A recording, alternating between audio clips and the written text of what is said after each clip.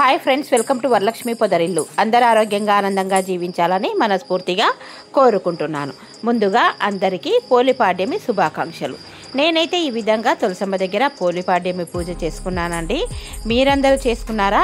అమ్మవారికి పానకము, వడపప్పు, బెల్లం నైవేద్యంగా అరటిపళ్ళు పెట్టేసి ఈ విధంగా దీపాలు వెలిగించుకున్నాను. ఇప్పుడు చూడండి, కొద్దిగా తెల్లవారుతుంది. నేను 5:30కంతా పెట్టేసుకున్నాను. ఇక్కడ ఇంకా ఉసిరి చెట్టుకు కూడా ప్రతిరోజు ఇలాగే దీపం పెట్టుకుంటాను. ఇంట్లోనే కుండీలో వేసుకున్నానండి. ప్రతిరోజు గుడికి వెళ్ళాలంటే మేము దూరంగా ఉంటాము, సిటీకి, అందుకోసానికి వెళ్ళలేము అని చెప్పి ఇంట్లోనే వేసుకున్నాను. ఎంతమంది ఈరోజు పోలిపాడ్యము పూజ చేసుకున్నారు? కార్తీక మాసం అంతా అయిపోయింది కదా. కార్తీక మాసము పాడ్యమి రోజు నుంచి మొదలవుతుంది కదా. అది ఈరోజు మార్గశిర పాడ్యమి వరకు మనకు కార్తీక మాసం ఎండ్ అవుతుంది. అందుకోసానికి ఈరోజు 33 ఒత్తులతోని ఈ విధంగా అయితే దీపం వెలిగించుకున్నాను. రండి ఎలా చేసుకున్నాను. హాయ్ ఫ్రెండ్స్, నమస్తే, వెల్కమ్ టు వరలక్ష్మి పొదరిల్లు. ముందుగా అందరికీ పోలిపాడ్యమి శుభాకాంక్షలు. మీరందరూ పోలిపాడ్యమి ఏ విధంగా చేసుకున్నారు కామెంట్ బాక్స్ లో తప్పకుండా తెలియజేయండి. అందరు నా వీడియోస్ చేస్తున్నారు, తప్పకుండా లైక్స్ ఇవ్వండి, అలాగే హైప్ చేయండి, సబ్స్క్రైబ్ చేసుకోండి. పక్కనున్న బెల్ ఐకాన్ నొక్కితే నేను పెట్టే ప్రతి వీడియో నోటిఫికేషన్ రూపంలో వస్తుంది. ఈ రోజు నేను ఏ విధంగా పోలిపాడ్యం చేసుకున్నానో మీకు అందరికి చూపిస్తాను. కార్తీక మాసం అందరు ఎలా జరుపుకున్నారు? నేనైతే చాలా బాగా జరుపుకున్నాను. ఇంకా ఈ రోజు పోలిపాడ్యమి ఎలా జరుపుకున్నానో చూసేద్దాం రండి. ఇలా వెళ్ళి అలా వచ్చేద్దాం. ముందుగా ఇక్కడ వచ్చేసి ఆగ్నేయ దీపం వెలిగించుకున్నానండి. ఇంకా ఇంటి ముందర లాస్ట్ కదా ఈరోజు దీపాలు వెలిగించుకోవడానికి. ప్రతిరోజు నాకు ఒక 10 దీపాల దాకా పడతాయి. ఆ ఇంటి ముందర, తర్వాత గడప దగ్గర, గేటు ముందర, తులసమ్మ దగ్గర, తర్వాత వచ్చేసి ఇంకా ఉసిరి చెట్టు దగ్గర, ఇవన్నీ దీపాలు వెలిగించుకుంటాను. తర్వాత ఈరోజు పోలిపాడ్యం కదా, పోలికి వచ్చేసి మనము ఇవన్నీ దీపాలు వెలిగించుకున్నాను. ఈరోజైతే మనము పోలిపాడ్యం కదా, పొద్దున్నే లేచి ఇది చూడండి, వడపప్పు, పెసరపప్పు నానబెట్టుకున్నాను. ఈరోజు వడపప్పు, బెల్లము, ఆ తర్వాత వచ్చేసి పానకం. ముందుగా పానకం సిద్ధం చేసుకుందాము. ఒక చిన్న సర్వకిలాగా గంధం పెట్టి బొట్టు పెట్టేసుకొని ఆ శుద్ధ జలము బాటిల్స్లో నీళ్ళు పోసేసుకుందాము. దీని నిండా మనం ఇప్పుడు బెల్లం వేసుకుందాం. ఇందులో బెల్లం పొడి, పానకానికి బెల్లం పొడి సిద్ధం చేసుకుందాం. ఇంకా బయట దీపాలు పెట్టేసి వచ్చిన తర్వాత నేను హోలీకి సిద్ధం చేసుకుంటాను. ఇది చూడండి, బెల్లం పొడి. ఇంకా ఇందులో 2 తులసి దళాలు వేసేసి ఇంకా బెల్లం పొడి వేసేసినాను. పానకం, వడపప్పు నైవేద్యం రెడీ అయినాయి. ఇక్కడ ఆగ్నేయ దీపం పెడుతున్నాను. రోజు ఇలాగే పెడతాను.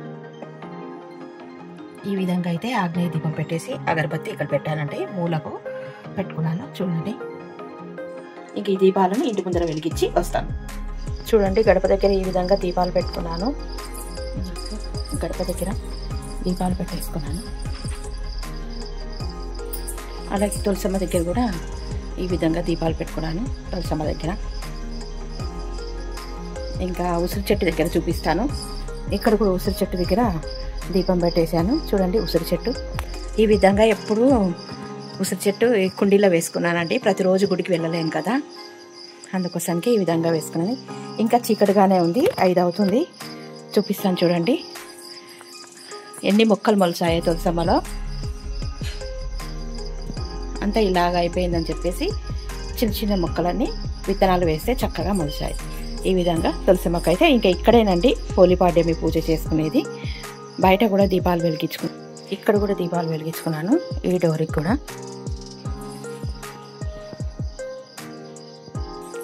చూడండి, ఇంకా చీకటిగానే ఉంది. మీరు చూస్తూనే ఉంటారు. నా గార్డెన్ అంటే మీకు ఎంతో ఇష్టం. గేటు బయట చూపిస్తాను. బయట చూడండి, ఇంకా చీకటిగానే ఉంది. ఇప్పుడే తెల్లవారుతుంది. గడప దగ్గర కూడా ఈ విధంగా దీపాలను వెలిగించుకున్నాను. అటు ఇటు చూస్తున్నారా? ఈ విధంగా దీపాలను వెలిగించుకున్నాను. ఇంకా ముగ్గు కూడా వేసిపోయింది పని మనిషి చక్కగా.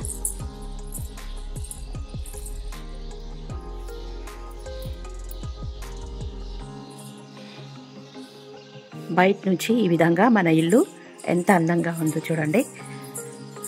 అందరూ చూస్తున్నారు, తప్పకుండా లైక్ ఇవ్వండి. అలాగే చూడండి, తులసమ్మ వారు ఎంత చక్కగా కనిపిస్తున్నారు, ఎంత బాగుందో కదా అమ్మవారు.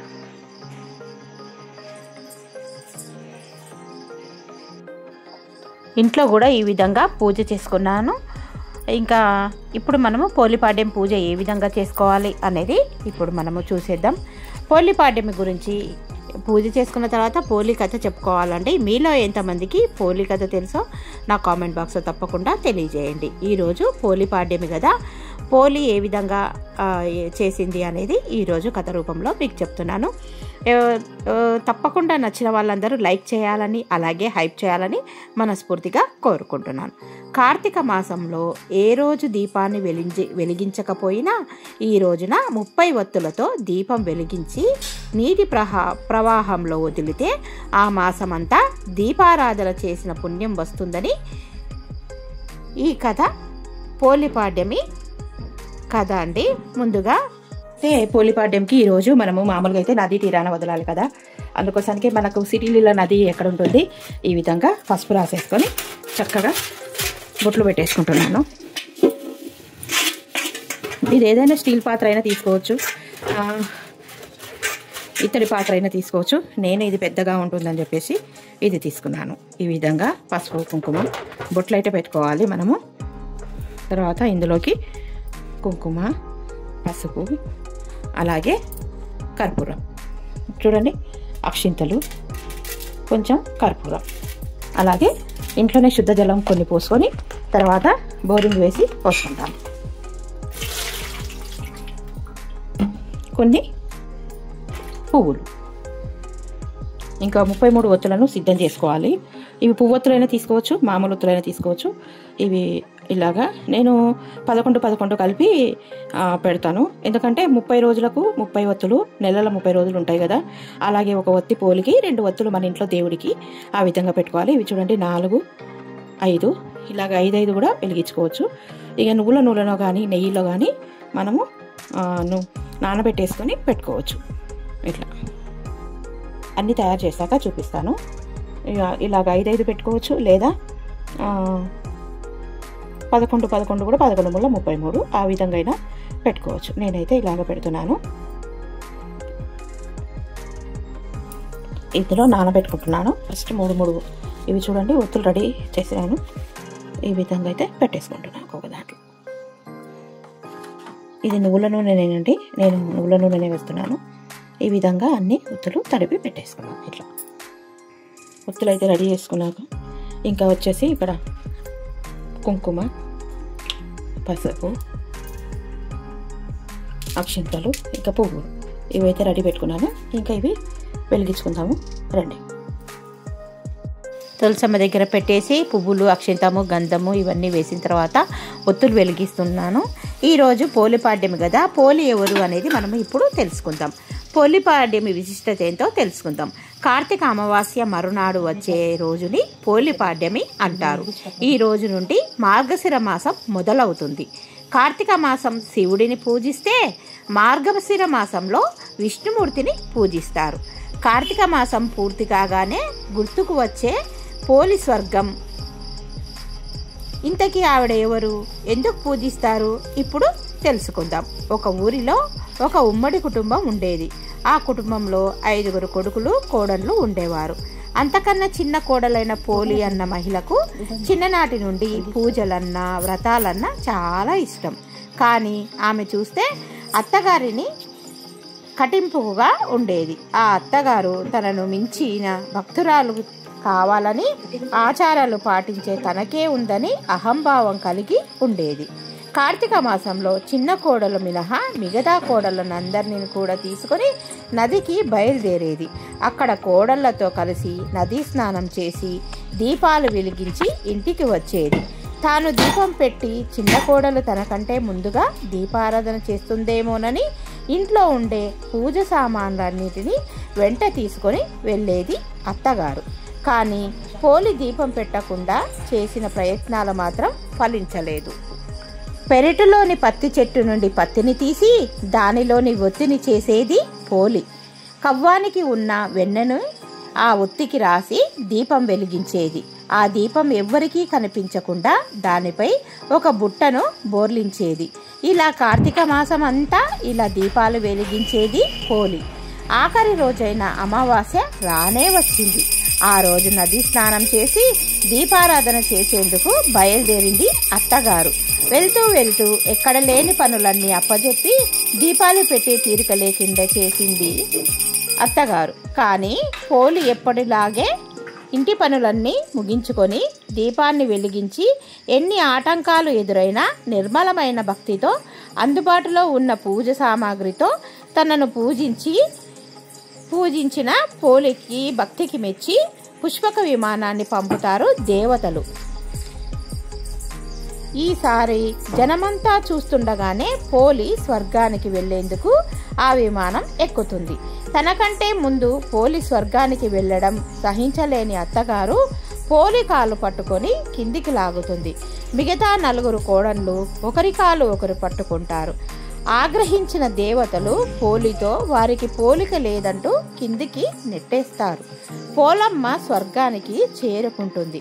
అందుకే మార్గశిర పాడ్యమి నాటి ఆ నీటిలో దీపాలను పోలమ్మను స్వర్గానికి పంపిస్తారు.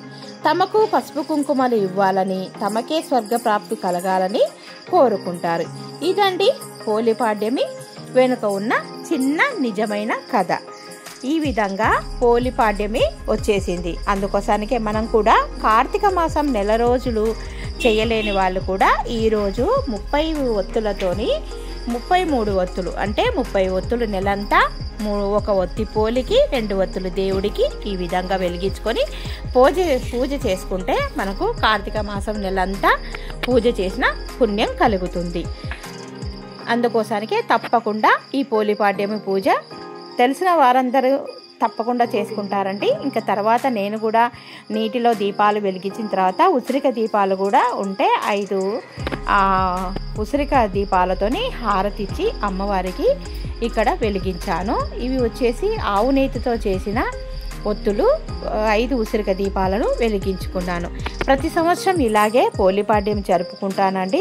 మీకు కూడా ఈ వీడియో ఎంతో నచ్చిందనే అనుకుంటాను. నచ్చినట్టయితే తప్పకుండా లైక్ చేయండి, అలాగే షేర్ చేయండి, వేరే వాళ్ళకి నా ఛానల్ ఫార్వర్డ్ చేయండి. హైప్ చేయడం మర్చిపోవద్దు. తప్పకుండా హైప్ చేస్తారని మనస్ఫూర్తిగా కోరుకుంటున్నాను. ఇలాంటి వీడియోస్ మీకు మళ్ళీ కావాలనుకుంటుంటే నా ఛానల్ని తప్పకుండా సబ్స్క్రైబ్ చేసుకోండి. ఓకేనా?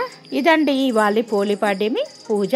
మరో మంచి వీడియోతోని మీ ముందుంటాను. ఇంకా నా పూజ అయిపోయిన తర్వాత మా శ్రీవారు కూడా ఇక్కడ నమస్కారం చేసుకుంటున్నారు. ఇంట్లో ఉన్న ప్రతి ఒక్కరూ ఈరోజు పోలికి తప్పకుండా నమస్కారం చేసుకోవాలండి. ఉంటాను మరి. మరో మంచి వీడియోతోని మీ ముందుంటాను. బాయ్. మా ఇంట వెలసిన మహాలక్ష్మి నీవమ్మ, నీ పూజలు చేయి తులిసమ్మ. పసుపు కుంకుమలతో నారికేళములతో, పసుపు కుంకుమలతో నారికేళములతో మా ఇంట వెలసిన తులిసమ్మ నీవమ్మ. చూడండి పూజ చేసుకున్న వరకు ఈ విధంగా. ఇప్పుడే 6:30 అయింది. నేను 5కి మొదలు పెట్టుకుంటే. ఇదండి నా పోలి పాడ్యమి వీడియో నచ్చితే తప్పకుండా లైక్ చేయండి, అలాగే హైప్ చేయండి. ఓకేనా? బయట వ్యూ చూపిస్తాను చూడండి ఎలా ఉందో.